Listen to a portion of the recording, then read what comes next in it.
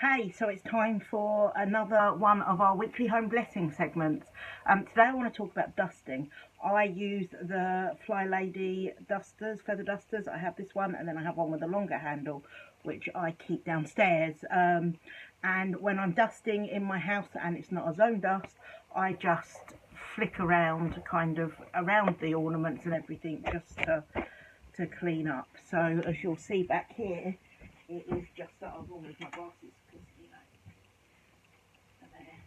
there. I'll knock those off. It is just that 2-second flick over just to remove the dust from the area that I'm dusting in.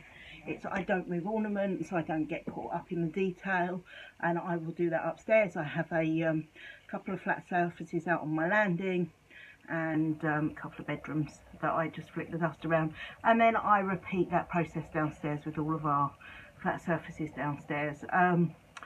When I do a more detailed dust and I move things is when we're in the zone. So last week when we were in the bedroom, I moved everything. I used furniture polish and just spent some time. It still only took me maybe 10 minutes to do this entire space and dust sort of everything in it. I don't get caught up on the detail. It's not a perfectionist thing.